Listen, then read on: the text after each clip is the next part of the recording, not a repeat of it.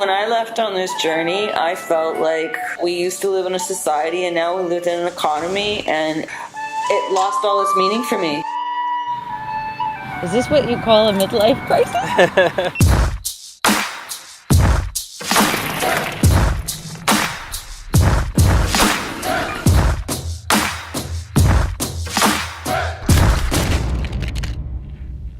Oh, recording in progress. Look, Dee, how you doing? Good, how are you? I'm good. You survived. Can't believe it. I think that's the most incredible accomplishment is that I did it and I didn't get hurt and I didn't have to call any emergency services. If anybody out there doesn't know, in fact, I think everybody does know, but if they don't know, what exactly did you do? Oh, Kevin, I just spent 6 years and 1 month paddling, hiking, mountain bike riding, snowshoeing, and cross-country skiing the Trans Canada Trail from the Atlantic coast to the Arctic Ocean back down to the Pacific Ocean again. So day 50.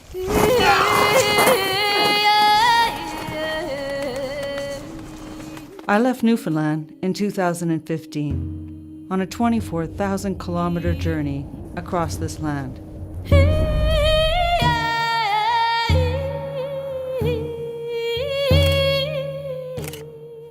You know what I thought might take me 500 days took me 6 years and 1 month. So, but yes, I just finished the journey on August 1st, and now begins the next journey, which is called Reentry. And so far, so good. Well, what does it feel like? It was about a week ago, maybe a bit more, Yeah. when you finished. Mm-hmm. And actually just told me before I started recording that you're going out canoeing tomorrow. Like, so Yeah. are you having a hard Yeah. time readjusting? Much readjusting. It's just how I think the journey has changed me, and understanding the importance of keeping that balance in our life between work and family and friends and self-care. And for me, when I'm out in that canoe and I'm just quieting things down and I'm just reconnecting, and plus Quimu and I, did you ever see that thing with Tom Hanks and Wilson? Yeah. Okay, well, part 2 is Dee and Quimu. I have a pretty close relationship to my canoe, and I miss her. It's been 9 days since we paddled together, and wow, people keep asking me, Kevin, like, how many kilometers did you paddle? And I don't know exactly, because I stopped counting anything. I stopped counting how many kilometers I did in a day or how many days I was out there. Like, all of a sudden, that whole quantitative way of measuring a journey, well, even after 10 days on the journey, became kind of something I had to let go of.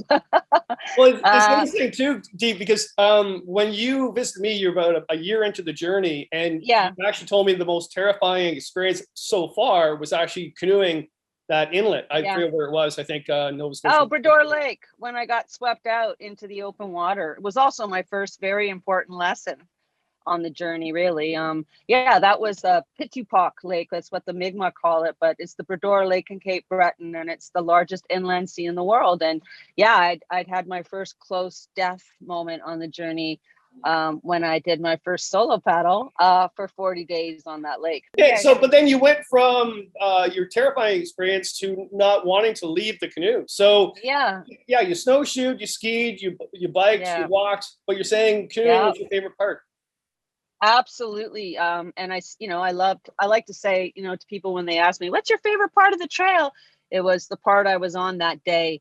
But in all honesty, when I sit back, even now, just 9 days after the journey is over, I did somewhere in the 8,000 to 10,000 kilometers of water trails in my canoe.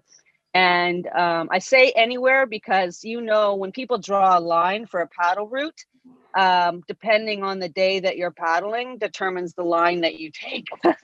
And sometimes they draw a line across the middle and they go, here's your line, and this line is 800 kilometers. And then you end up having to hug, coastlines or make different changes. And I also added 800 kilometers to the paddle on the northern route because I made the choice of staying on the land trail to Peace River, Alberta, and then did that 4,000 kilometer paddle to the Arctic instead of the Athabasca.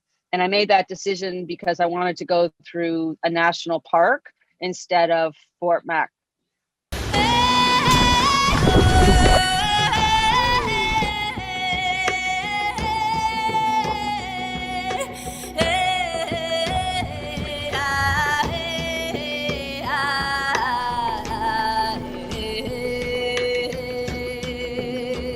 Sometimes you just need a helping hand, eh? We're in this together. Two little fragile spirits. It's funny, I could ask you those typical questions, like how far did you hike? How far did you bike? But you already answered it where you really didn't know and you really didn't care. And when I asked you too, like going back to normal, well, what is normal to you? I mean, you basically weren't in a rush to get through the trip. No, well, I mean, I had to let go of that. I think when I started, Kevin, I was much like most people in our culture, right? It was all about, okay, make the schedule, let's get going. These are my goals for today. And then I joke with people, but it's like on day 10 in Newfoundland, I realized I hadn't gone as far in 10 days as I thought I was going to go in one. And at that moment, I burned my schedule. And I had to sit back and reflect about, what am I doing out here? And I realized that, not everything of value can be measured numerically. In fact, some of that, all like how fast or how hard or all of that kind of feels manic to me now, and I never, in all honesty, before I even left on the journey, I never even asked myself the question, which might be obvious for a lot of explorers, what is the easiest way? Or which way is the headwind going to come from? Or, I never asked myself those questions. The questions I asked myself is, what is the most meaningful way? I was looking for wisdom, but I didn't know I was going to find that wisdom in First Nation communities and in the old way of the relationship to the earth. The eye of science and the eye of Indigenous knowledge, they need to work together in order to get a more clear picture of the ecosystem. It goes back to that same question you're asking, is what have we forgotten? We've forgotten to listen. Because if you listen to the land, she speaks to you. What's important? Why are you thinking about your journey this way? Why does it matter how many kilometers you go in a day? I went out there as an artist.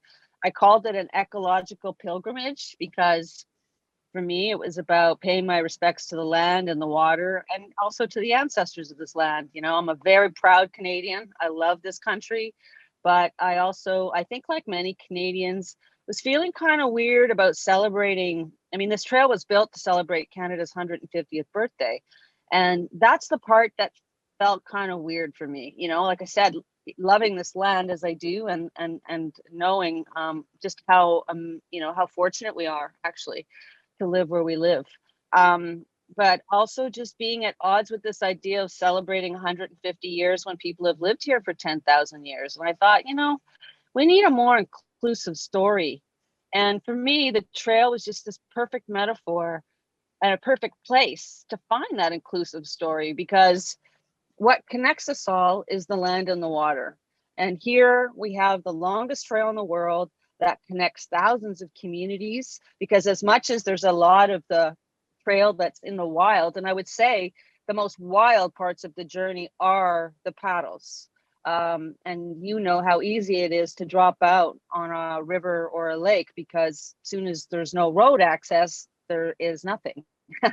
So I just, and I also believe that the water trails are the most ancient trails here that we have, because people have used the water routes for thousands of years.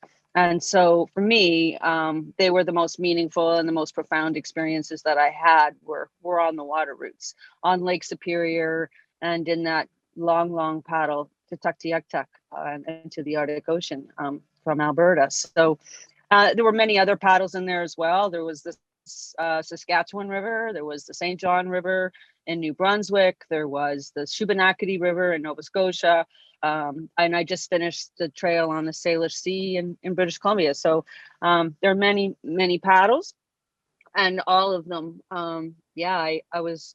They're my favorite part. I'm joking. I'm telling people there's no way I'm putting a backpack on my back ever again. But in reality too, I think what I had to do was just it's like that old story of the rabbit and the turtle, right? The turtle and the hare. I had to take the rabbit suit off and put on the turtle shell, and because I had to heed that wisdom of that old story, that the rabbit didn't make the race because it burns itself out, but the turtle, slow and easy, finished the journey. And so I heeded the wisdom of the turtle and let go of my schedule and just reminded myself that the journey was not about how fast or how strong. This wasn't about athletic achievement for me. It was about finding the most meaningful way to do this journey, and following the sun from east to west back home was part of that way for me. That's fantastic. In one sense, you weren't in a hurry to get home because you were already home during your journey. Right? Yeah, I think so. It took a while, but when you are on a journey of this long, home is something that you learn to carry inside yourself. And also realized on a journey this long that, being manic about it and being rigid about it wasn't going to serve me well. You have to be adaptable. And I think that's why I made this journey safely.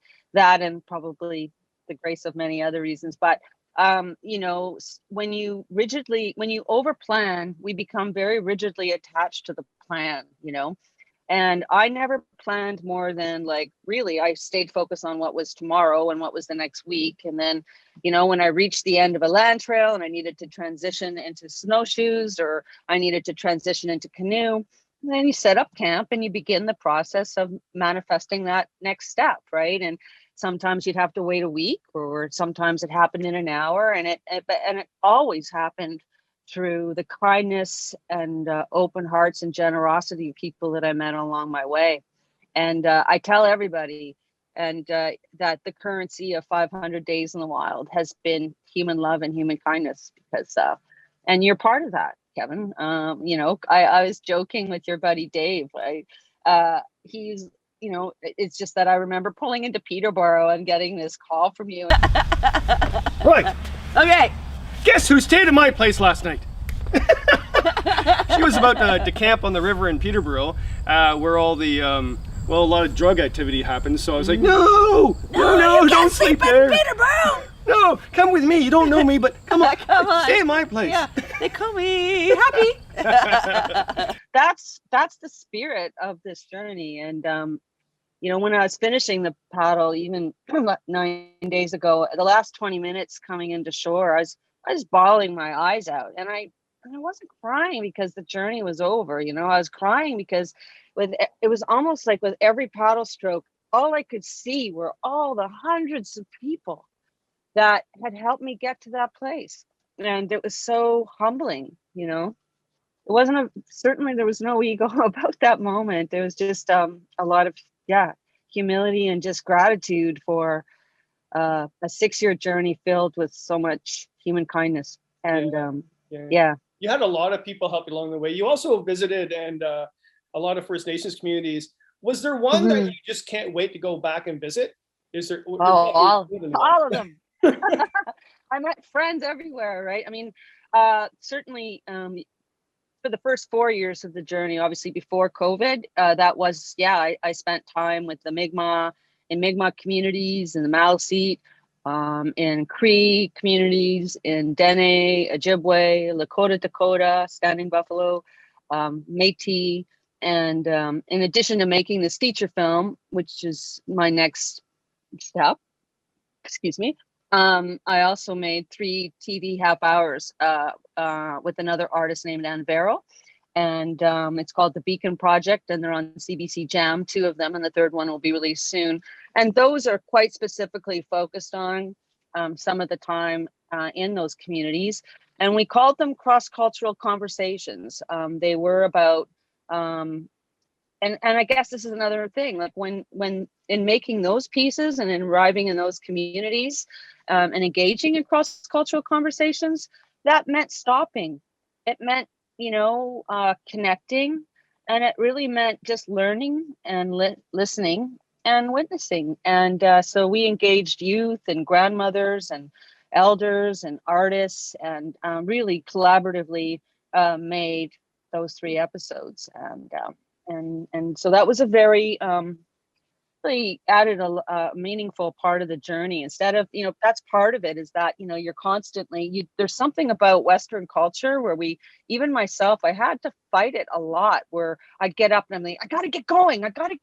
And it's like, where's that coming from exactly? Like, why do you want to get going? Where's this like impatient, impulsive thing coming from? Because you don't actually need to operate that way. There's no need for any manic, if the house isn't burning down, then you really don't need to start running, so it's just a bit of rewiring that had to happen. And I think spending time in those communities, well, I tell everybody, I mean, I left on this journey to search for lost wisdom, a more inclusive story, but also to find hope. I could see in my own godchildren and in the youth in my life and in everybody, the mounting anxiety and depression that's happening in our society. And I can't speak to other societies. I can only speak to the one that I'm living in, but certainly in Western culture, I see a lot of that. I see it in myself, and I see it reflected in many other people. And so I went out looking for hope. We give shadow so much space in our culture, and really it's like such a small player, but it's heavy. It takes up a lot of space. Shadow, we give it the front page of the newspaper, we give it the front line on a news hour. We give shadow a lot of space. So I needed to find hope, and what I can tell you is I did. I found hope. And I found hope in the kindness of people that I met the whole way. I never had a bad thing happen with people. Even when I was afraid of the people that I met, that was my fear that I brought. And as the situation unfolded and my fears didn't manifest, then that fear dissipated. And why I found my hope in Indigenous communities is because I got to witness for the last 6 years an incredible cultural resurgence, an incredible return to culture, return to language, return to dance, healing, so much healing going on. And I thought, wow, like this is something we need to adapt into, like the whole country right now. And I found that ideas as I basically became a child of a land-based education. Like I like to say, I've got 8 years of university, but this last 6 years was about getting a land-based education from people who are still very much living with the land.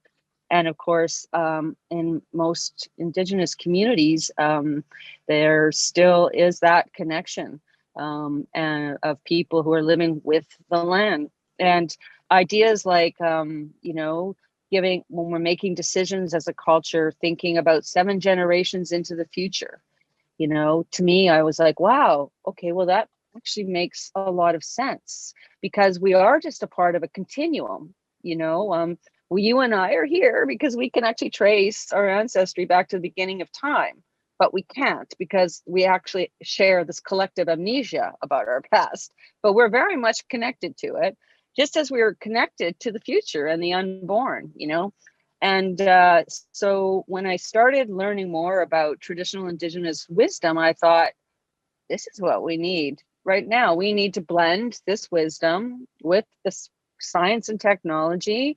And I think if we can bring them together, then what you have is human wisdom guiding the decisions that we're making. And that's where I found my hope. And I still carry that. I do really believe that we're in a unique position in Canada right now. I know that we're collectively going through some healing, but moving forward, we have an incredible opportunity on this land if we can learn to work together to not only change things but to help think on a more global level. I think one of the things COVID has taught us is that we are all connected. I mean, Canada, the United States, these international borders are all man-made. I think that's one of the things that happens to you in nature is you realize after long periods of time out there that when we're in cities, we're in places that humans created. But when we return and we spend time in nature, we return to the place that created us. And So in any case, I've come back with a lot of hope, and I definitely have a clearer sense of my own purpose as an artist as I move forward too. I don't think we need the future. The future needs an economy. I think the future needs clean air and clean water. And I'm going to spend the rest of my time living and breathing on this earth, working for those things.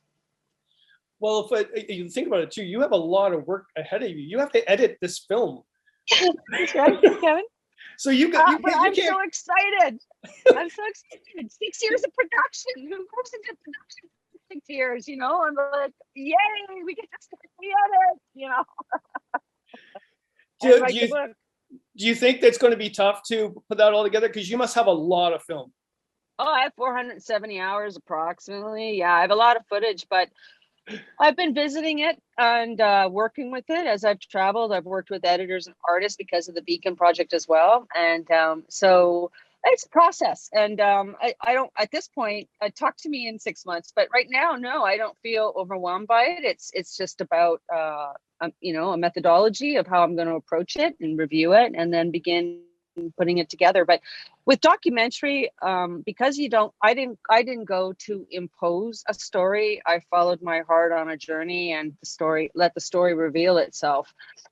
So when you get in the edit room, I like to say, I mean, this is making a film is not unlike being a sculptor. So, I mean, on my other films, I came home to a pile of clay about this big because, they were productions that were 4 months or 3 months long. This time, after 6 years of production, I have like a massive amount of clay.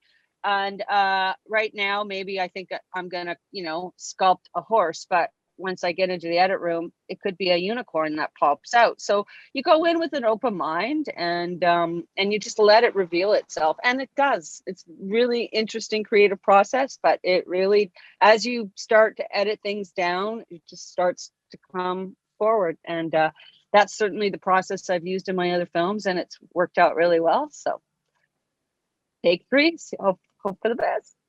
Was there a time when you're looking at your film, or actually when you're filming itself, you're like, man, I don't need to film this? Or the other, was there a time where I wish I filmed it? Oh, well, never did I think I don't need this, because, you can always whatever. But there were lots of times where I was like, oh, I wish I could film this. But of course, those were the moments when I was in danger. And because those are the, captivating moments, whatever, that sort of bring a film alive and just sort of convey some of the challenges that I've endured. But, I always had to put my safety before the camera. And that was kind of a tough call some days. But I, again, after all that time, I in the canoe, I never ended up in the water. On oceans, 6-foot swells, rivers, rapids. I don't know how. I have a lot of. I spent many days talking to Kumu, my red canoe, and she took me places I never thought we would go, and never let me down. So, was there any landscape of Canada that not overwhelmed you, overwhelmed you emotionally? Like basically you would go back there in a day, pitch a tent again. Oh, many, many, many places on this land. But again, many of them on the water trails. I'm anxious to go back again to Lake Superior, both for the water. I had a pretty profound experience many profound experiences on that water, but something shifted in me on Lake Superior. Or Gitchigami, as the Ojibwe call it. I think part of that was because I did spend time in Ojibwe communities, but I just at some point stopped feeling that like I was paddling on the water, and really started feeling like I was paddling with the water. And it's a shift, and I think, like I said, I did. I spent a week in ceremony with the Ojibwe elders in Agua Park, and I spent 3 days in ceremony with Ojibwe women in what was that town called? Mishipacotton, and in a water ceremony. And that was also a very profound and meaningful experience. And So I carried a lot. I had stories and wisdom of the lake that I was able to learn and listen and carry with me on the journey. Anyway, I will return to Gitchigami for sure. I made her a promise that I would, and I will. And I hated Path of the Paddle, and I loved Path of the Paddle. And maybe hate's even too strong a word. I guess what I mean to say is Path of the Paddle was one of the more challenging sections of the journey. It's, for those that don't know it, it's a 1,200 kilometer paddle between Thunder Bay and Whiteshell Park in Manitoba. And it has 200 portages. I know. So if you're like in a canoe and you're like an artist and not like some massive Olympian, one portage could mean like 5 portages, depending on how many times you have to go back and forth to get your stuff, right? So they'd be like, okay, it's a 4K portage. And you're like, okay, 4, 8, 12, 16, 20. Okay, it's a 24K portage for me today. So yeah, that was really, really physically challenging. And then one day I woke up on that journey, and a friend of mine, different friends did come out and join me for a week or 2 weeks in the 6 years too. And a friend of mine came out to join me and for part of that paddle in October. And, we woke up and the ice was like, we went to bed, and just before we went to sleep that night, there was like a nice moon and the water was, the light was on the water. And I'm like, what's like thing that kind of looks like saran wrap on the surface of the water, which by the way means in the morning, ice. No more water now. And so I'll add right now too that I used a kayak paddle a lot to paddle the canoe because I was paddling solo. And for me, it was I just found it much easier to maintain my line, but also easier on my body because I wasn't over paddling one side. And but I always carried wooden paddles, and very important if you decide that you would like to use a kayak paddle in a canoe, to always put a wooden paddle in your canoe as well, because if you hit a rapid and shallow water and rocks, you're going to need that wooden paddle. But also if you wake up in the morning and the water is turned to ice, yeah, you need a wooden paddle because that kayak paddle is not going to break that ice for you. A wooden paddle will.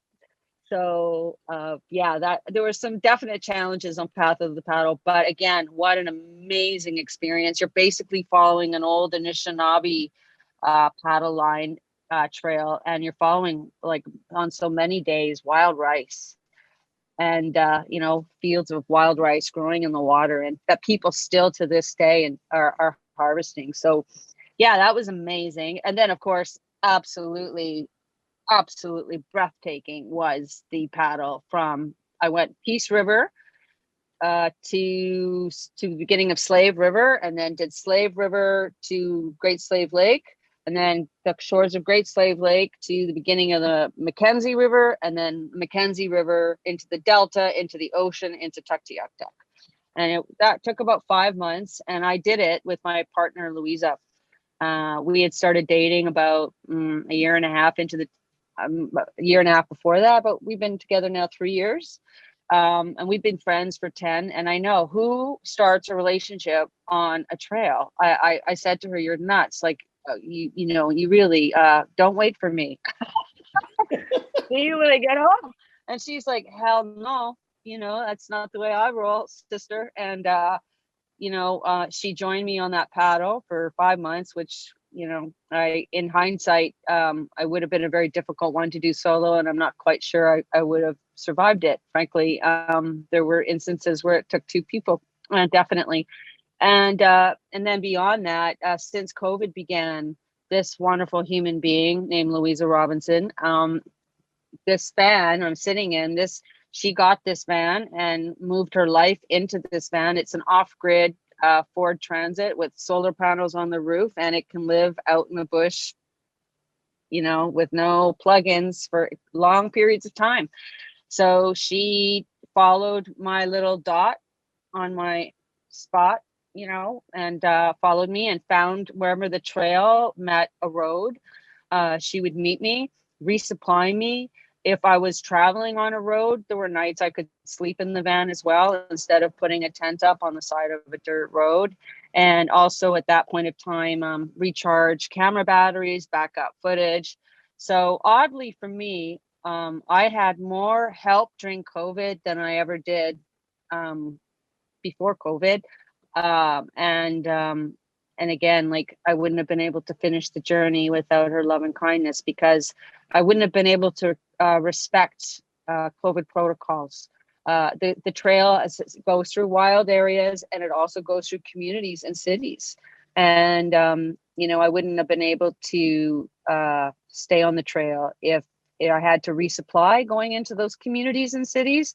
That's really how the journey changed, right? With COVID is I spent all that time in First Nation communities and other, communities, and meeting people like yourself for the first 4.5 years. But that year and a half until July 1st, here in BC anyway, was not about that kind of connection anymore. The part of the journey that stayed the same was the connecting to nature, because that's been in place since the beginning.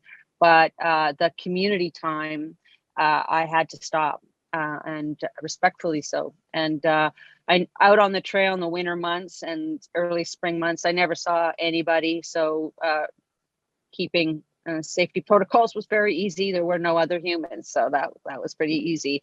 And coming into summer months, the people I did see on the trails as I got closer to Vancouver, everybody was respectful. Like, we all know what we're living with, and we all know how important it is to be outside and connect in nature as much as possible, as and how important that has been for all of us and our mental health. So yeah, I couldn't have navigated it though without human love. That's fantastic. What was your best wildlife moment? Well, I mean, there's best, and then there's, what was the most terrifying, which is for some people what they're compelled to want to know. I mean, the best was every time an animal trusted me, whether it was a deer and a fawn, or a beaver, or a porcupine, or moose in a river, or bears. And there were many, many, many moments. I've come to learn a lot about resonance, and I think animals have the ability to know what we're feeling. So they can feel fear in people. They can feel aggression. I think we all have the ability in some way. When you walk into a room, you can almost feel sadness even before you know who's sad in that space.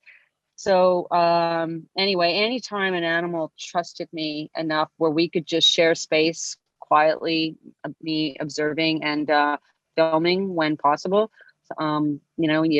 then those were all profound and amazing moments for me. There were, and I don't like to talk about the scary ones, because I think that it gives disproportionate weight to them. I mean, they happen, when you go out, certainly going into the Arctic, on that journey, 2 people died. There was a kayaker 2 days behind us that drowned, and there was 2 canoeists in front of us. And we never in 5 months saw another boat or canoe. Like, we saw a couple freighters, and we saw some Dene barges that on the Mackenzie that still move goods up and down. But now with permafrost melting and climate change, the barges are used less frequently on the river, because there's dirt roads and stuff that our 18-wheelers are kind of bombing up there now with stuff. But so the rivers were actually much quieter probably than they would have been even 100 years ago or 50 years ago. But we did see Dene hunters, but we never saw another kayaker or another canoeist, but we heard that they were there. So there was one behind us and one ahead of us, and both, the guy behind us drowned, and the man in front of us got eaten by a grizzly bear a couple of days ahead of us. So that's all very real. Fear is a part of what we have to face when we go on these journeys. But I to put it into context, I probably saw over 100 bears on my journey, and I only ever met 2 that, were a little bit aggressive.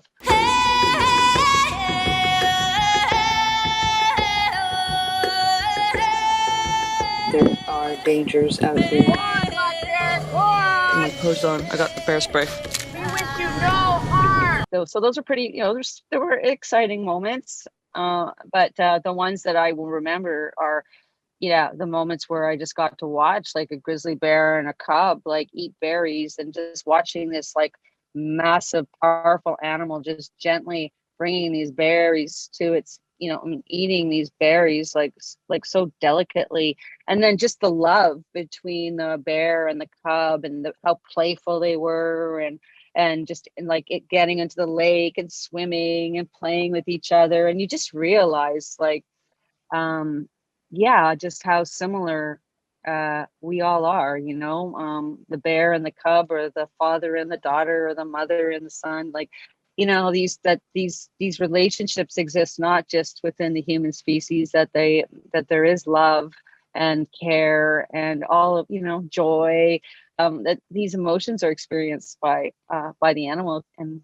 kingdom as well. So yeah, it was really like I said, like humans are just 0.001% of all life on Earth, and getting out there and connecting to the trees and the plants and the 99.99% of the rest of the life is a very healing experience that I highly recommend people explore, whether it's for an afternoon or a night or a journey of some length, Or 6 years.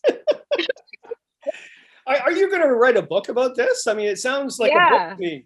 Oh, yeah. Well, Kevin, I always write books when I make documentaries, because they're different stories. In the on my Everest film, I made a cinema verite documentary, so I'm not even in that film.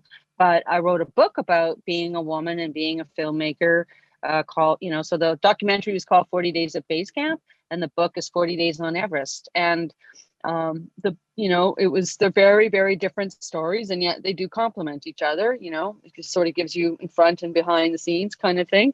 And again, yeah, I most definitely am going to write a book. In fact, one of the things I'm sitting with right now is what I will do first.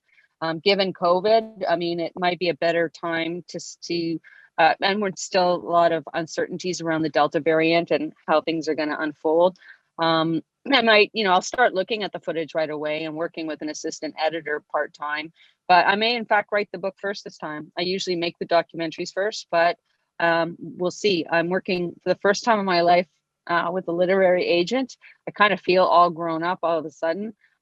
Anyway, he's a lovely man, and we'll see what happens. If the opportunity comes to write the book first, then that's what we'll do. And if the grant money comes in first for the documentary, that's where I'll go. But see what happens. That's awesome. Last question. If someone's out there, I'm trying not to ask you the questions that you've been asked before, and actually silly questions, but okay. I know people are going to ask, was there any moment on the trail where you just said, that's it, I give up?